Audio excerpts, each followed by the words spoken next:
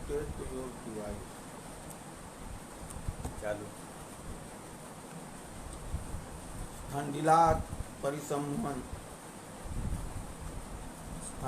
परिसंहननम ईशानी आरभ्य ईशानी पर्यंत, ईशान से प्रारंभ करके ईशान पर्यंत जल को घुमाना है, जल छिड़कना है। परिस्तरणम, फिर जो है तो अग्नि स्थापन जब हो जाएगा उसके बाद जो है ईशान से आरंभ करके, हाथ में जल लेकर के ईशान से आरंभ करके ईशान के पर्यंत जो है जल को घुमाना। परिस्तरणम प्राग दक्षिणतः पश्चात उत्तरतः तत्र प्राच्यां प्रतीच्यां च उद्गग्रादर्भाः अवाच्यां उदीच्यां च प्रागग्राः। पूर्व पश्चात परिस्तरण मूलयोः उपरि दक्षिण परिस्तरणम, उत्तर परिस्तरणं तु तत् अग्रयो अधस्तात् ते च दर्भाः अनियत संख्या एकैकस्यां दिशि। चत्वारः इत्येवं षोडशवा, प्रत्येक दिशा में कम से कम 4 दर्भ होने चाहिए। परिस्तरण के लिए चारों दिशाओं में मिलाकर 16 संख्या होगी, अथवा प्रत्येक दिशा में 16 दर्भ का परिस्तरण कर सकते हैं। इस प्रकार से या तो 4 पूर्व में, 4 दक्षिण में, 4 पश्चिम में और 4 उत्तर दिशा में पात्रा साधन के लिए दर्भ पूर्वाग रखे जाएंगे। अब इसके बाद जो है जब परिस्तरण हो जाएगा, पूर्व उत्तर जब परिस्तरण हो जाएगा उसके बाद अपने लोग पात्रा साधन करेंगे। पात्रा साधन जो है करते हैं, जो जिस प्रकार का कर्म रहता है उसमें जो, और 16 दर्भ का परिस्तरण कर सकते हैं इतना। उसके बाद अग्निर दक्षिणतः ब्रह्मासनार्थम उत्तरतश्च पात्रा साधनार्थम कश्चित पागग्रान आस्तुनियात्। अग्नि के दक्षिण भाग में ब्रह्मासन के लिए 4 दर्भ पूर्वाग्र और उत्तर दिशा में पात्रा साधन के लिए दर्भ पूर्वाग्र रखे जाएंगे। पात्रा साधन करेंगे जो जिस देवता की आहुति हो या जिस देवता के निमित्त पूजा है उससे संबंधित जितने सामग्री लगेगी उन सब क्रम से लगाए जाते हैं। पात्रा साधन उत्तर की तरफ करते हैं और पश्चिम में भी आसाधन कर सकते हैं, लेकिन उत्तर की तरफ करते हैं लोग, उससे सुविधा होती है। पात्रा साधनम चरुस्थाली प्रोक्षिण्यौ दर्वी स्रुवौ प्रणीता आज्य पात्रे इदमा बर्हिषि इति वेद्वे उदक अपवर्ग प्राक संस्थान निर्जान्यासादयेत। प्रोक्षणी पात्रम उत्तानं कृत्वा तत्र अंतर्गर्भित साग्र समस्थूल प्रादेश मात्रे कुशद्वय पवित्रे निधाय। प्रोक्षणी पात्र, अरे भैया ये गिर गया। प्रोक्षणी पात्र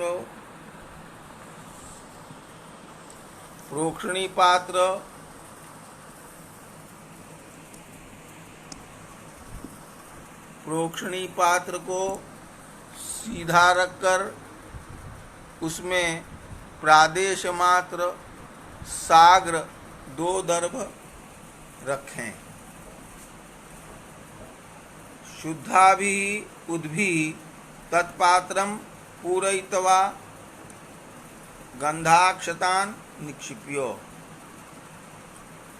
प्रोक्षणी में जल भरें, गंधाक्षत पुष्प डालें, हस्तयोः अंगुष्ठ उपकनिष्ठिकाभ्याम उक्तानाभ्याम पाणिभ्याम उदगग्रे पृथक पवित्रे धृत्वा अपः त्रिः उत्पूय। प्रोक्षणी के जल को पवित्र दोनों हाथों के अंगुष्ठ अनामिका से पकड़कर उदगग्र रखते हुए प्रोक्षणीस्थ जल का उत्पवन करें। तो उत्पवन जो है ऐसे होता है, ऐसे जो है ऐसा करके उत्पवन करते हैं।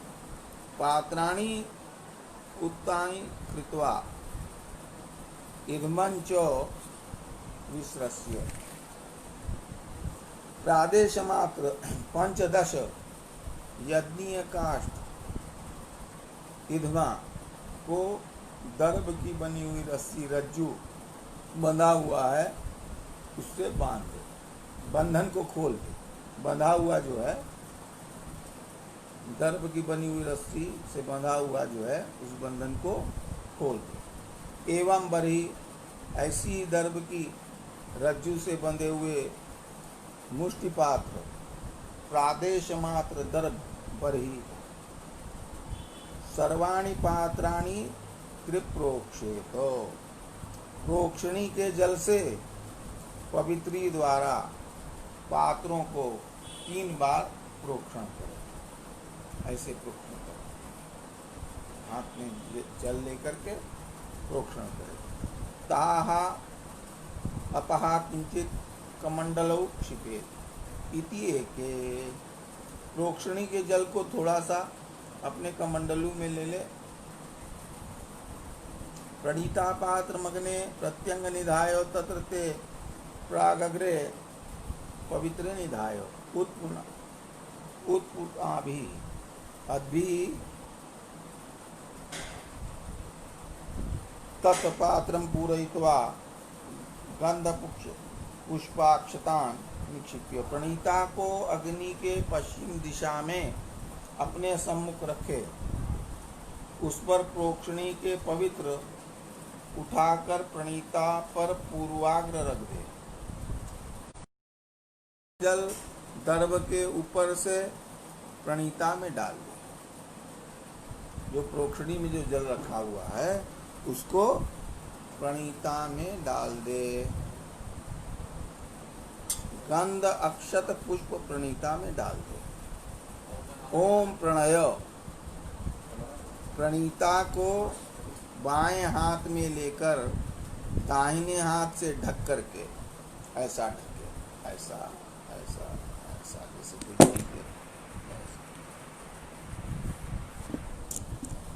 ऐसा ऐसा होगा तो ऐसा पात्र हो तो ऐसा ढकना है ना। ये ऐसा करके बता रहे हैं सर। हाँ, तो प्रणीता को वाम हाथ में लेकर दाहिने हाथ से ढककर मुक्तक लाए, ऐसा मुक्तक लाए, ऐसा यहाँ तक लाए, है ना। और प्रणय उच्चारण करें। ओम प्रणयो अग्ने उत्तर तो दर्भेषु निधाय ते पवित्रे गृहीत्वा अन्यैः दर्भैः आच्छादये। अग्ने उत्तर तो दर्भेषु निधाय ते पवित्रे गृहीत्वा अन्यैः दर्भैः आच्छादये। ते पवित्राज्य पात्रे निधाय तत्पात्रं पुरतः संस्थाप्य तस्मिन् आज्य मासिच्यो।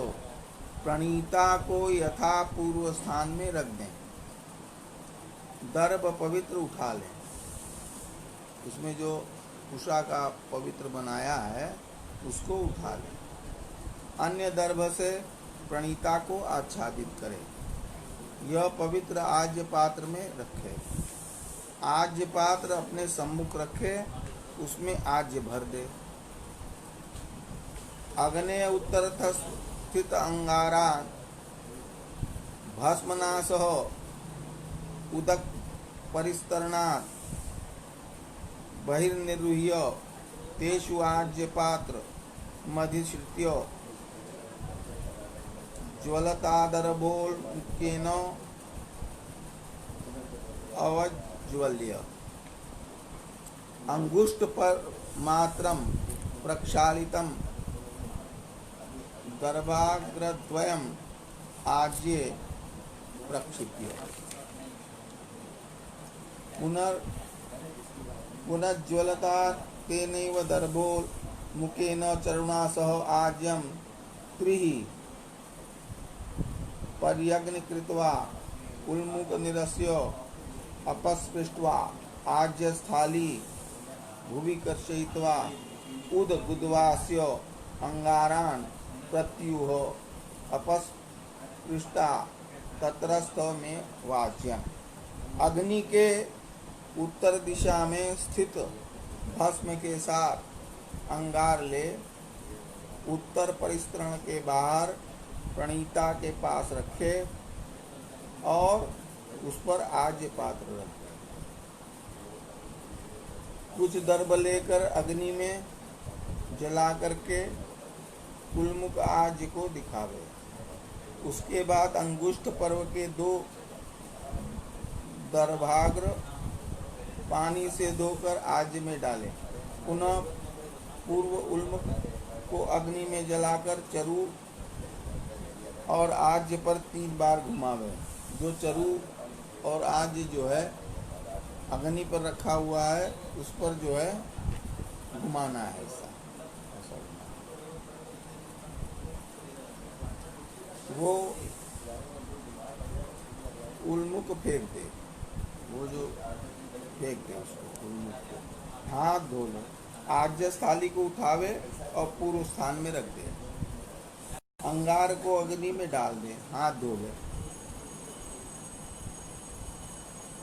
तत्रस्थ में वाज्यम। पवित्राभ्याम आज्यस्योत्पवनम। 2 पवित्रों से आज्य का उत्पवन किया जाता है। ऐसा उसको घी जो रहता है आज्य, उसको ऐसा जो है 3 बार 2 पवित्र ही रहती है, उसे उत्पवन करते हैं। अप्रच्छिन्नाग्रावनंतरगर्भौ प्रादेशमात्रौ कुशौ नानान्तयोर गृहीत्वा अंगुष्ठोपकनिष्ठिकाभ्याम उत्तानाभ्याम पाणिभ्याम सवितुष्ट्वा प्रसव उत्पुनाम्यच्छिद्रेण पवित्रेण वसोः सूर्यस्य रश्मिभिः रीति प्रागुत्पुनाति सक्रिन मंत्रेण विस्तुष्टु। 2 बार जो है 3 बार करना है। पहली बार जो है समंत्रक होगा और 2 बार जो है तुष्टि मने मौन, सवितुष्ट्वा मंत्र से। सवितुष्ट्वा हिरण्यस्तूपः सवितापुर उष्णिक आज्यस्यो पवने विनियोगः। इसका विनियोग है। कोई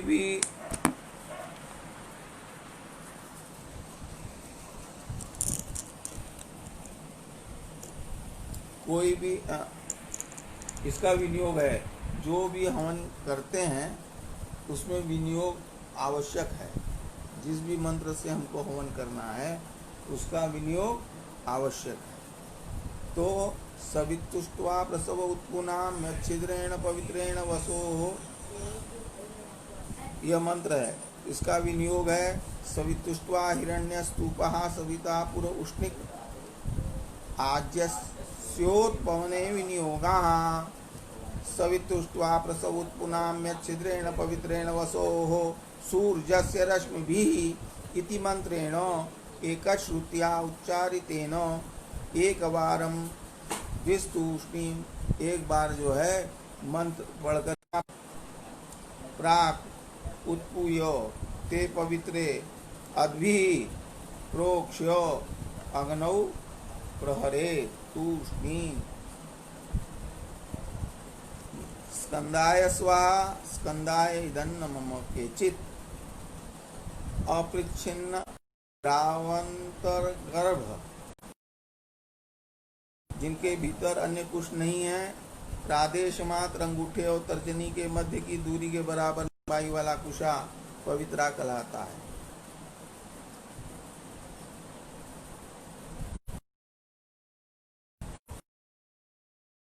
पवित्रों को अंगूठे और कनिष्ठिका से पकड़कर घी को ऊपर की ओर उछालते हैं। प्रथम बार मंत्र पढ़ करके और 2 बार तूष्णीम। अंगूठे और तर्जनी उंगली के फैलाने में जितनी दूरी होती है वह दूरी मात्र कहलाती है। ऐसा इतनी जो दूरी है अपना जमीन में नापें, ऐसे नापें, इसको प्रादेश कहते हैं। उसी दूरी की लंबाई वाला कुशा पवित्रा कहलाता है। ये गड़बड़ा गया हो, गिरा क्या गया।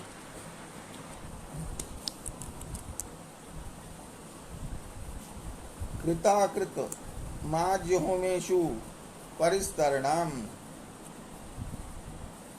आज्य होमों में परिस्तरण नित्य और वैकल्पिक दोनों होता है। तथा ज्यभागौ पाकयज्ञेषु, पाकयज्ञेषु सर्वेष्वाज्यभागौ कार्यौ व न वेत्यर्थः। पाक यज्ञों में आज भाग वैकल्पिक होते हैं। श्रुवेण आज्यमादाय अग्नये स्वाहा इति, अग्ने उत्तर पार्श्वे पूर्व भागे हुत्वा अग्नये स्वाहा। पुनः आज्यं गृहीत्वा सोमाय स्वाहा इति, अग्ने दक्षिण पार्श्वे तत् समप्रदेशे हुत्वा। इस प्रकार से जो है आज्य भाग की आहुति देनी है स्थंडिल में। ब्रह्मा चो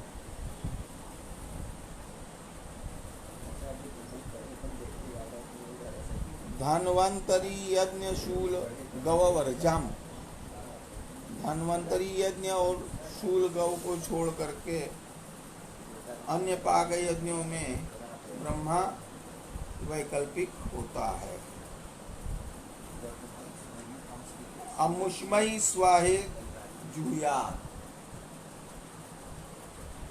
इस देवता के लिए स्वाहा इस प्रकार हवन करना चाहिए।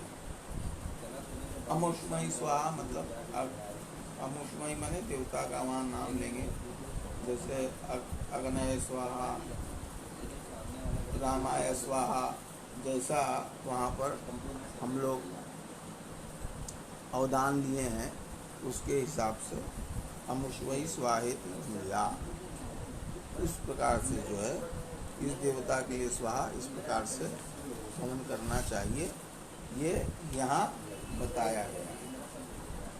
अग्निरेन्द्र प्रजापतिर विश्वे देवा ब्रह्मेत्यनादेशे, अनादेशे देवता निर्धारण, अनादेशे देवता निर्धारणम। अग्निरेन्द्र प्रजापतिर विश्वे देवा ब्रह्मेत्यनादेशे,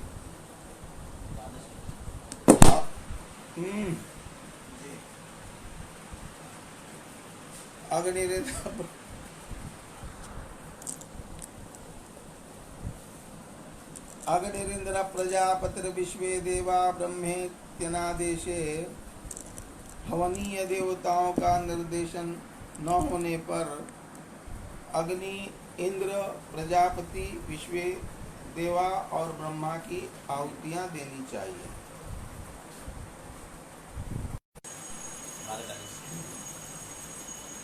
अग्निरिंद्र प्रजापतिर्विश्वे देवा ब्रह्मेत्यनादेशे हवनीय देवताओं का निर्देशन न होने पर अग्नि, इंद्र, प्रजापति, विश्व देवा और ब्रह्मा को आहुतियां देनी चाहिए। इसके लिए अग्नि, इंद्र, प्रजापति और विश्व देवा और ब्रह्मा की आहुतियां बताएंगे। कहीं कहीं केवल देवता का नाम लेकर हवन करने का विधान है, जैसे सावित्री स्वाहा, ब्रह्मणे स्वाहा इत्यादि। कहीं कहीं मंत्र के द्वारा हवन किया जाता है, जैसे अग्नेन सुपथा राय अस्मा, ये मंत्र जो है कह करके आहुति दी जाती है। इन 4 ऋचाओं से आहुति देने को कहा गया है। अग्नेन सुपथा राय अस्मान, ये 4 मंत्र जो हैं, इन 4 ऋचाओं से आहुति देने को कहा गया है। कहीं कहीं आहुति देने के लिए 2 कहा गया है, किंतु देवता के नाम अथवा तत्संबंधित ऋचा का निर्देश नहीं हुआ। वहाँ अग्नि, इंद्र, प्रजापति, विश्व देवा और ब्रह्मा के लिए अग्नये स्वाहा, इंद्राय स्वाहा, प्रजापतये स्वाहा, विश्वेभ्यो देवेभ्यः स्वाहा और ब्रह्मणे स्वाहा, इस प्रकार कह करके आहुतियां देनी चाहिए।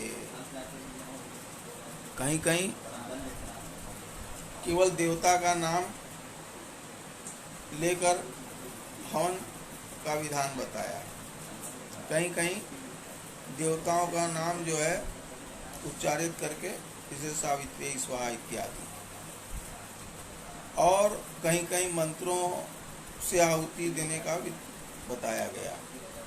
जैसे उदाहरण बताया कि अग्नेन सुपथा राये अस्मा,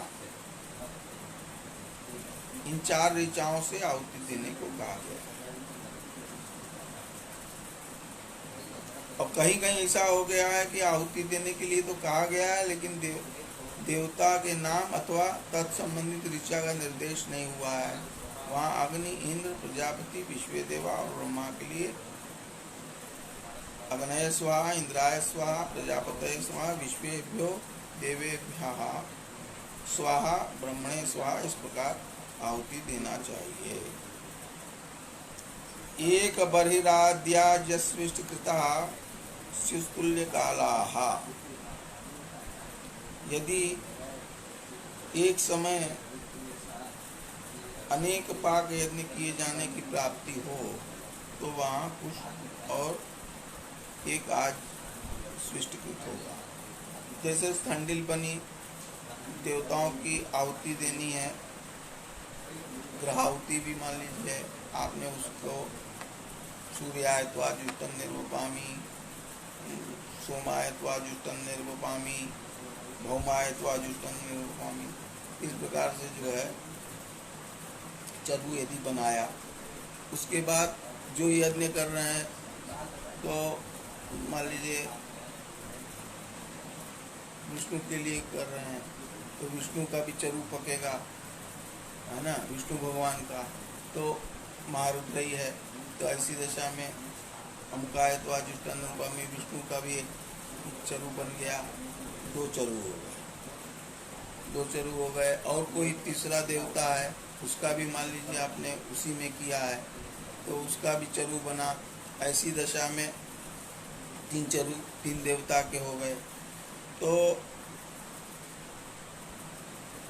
यदि एक समय में अनेक पाक यज्ञ किए जाने की प्राप्ति हो तो वहाँ कुश और एक आज स्विष्टकृत होगा। स्विष्टकृत जो है अनेक नहीं होंगे, ऐसा करना चाहिए। तदेशाभियज्ञ गाथा गीयते पाक यज्ञान समासाद्यो एकाज्यानेक परिशः एक स्विष्टकृतः ऊर्जान्नानपि सती देवते।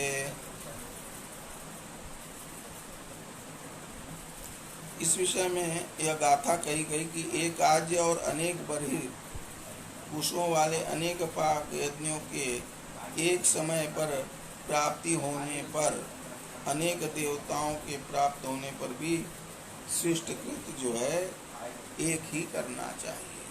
तो वही बताया कि एक संडिल पर अनेक चरु यदि पके हैं तो ऐसा नहीं है कि स्विष्टकृत कई बार होगा, एक ही स्विष्टकृत होम होगा।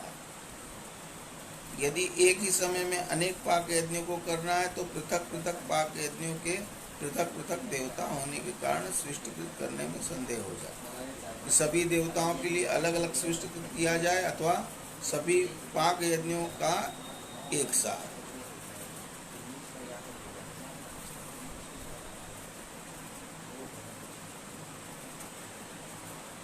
जैसे आग्रायणी और आश्वयुजी कर्म में आश्वयुजी अश्विनी नक्षत्र में किए जाते हैं, ऐसी दशा में दोनों कर्मों के अलग अलग देवता होंगे। तो दोनों कर्मों में अलग अलग देवता होने से इसमें संदेह होना स्वाभाविक हो जाएगा कि दोनों कर्मों का स्विष्टकृत दो बार अलग अलग हो अथवा एक साथ। ऐसी परिस्थिति की उत्पन्न हो जाने पर आचार्यों का यह निर्णय है कि दोनों का स्विष्टकृत अनेक कुश और एक आज्य से एक साथ होना चाहिए। इस प्रकार से आश्वलायन गृह सूत्र की तृतीय खंडिका यहाँ पूरी होती है।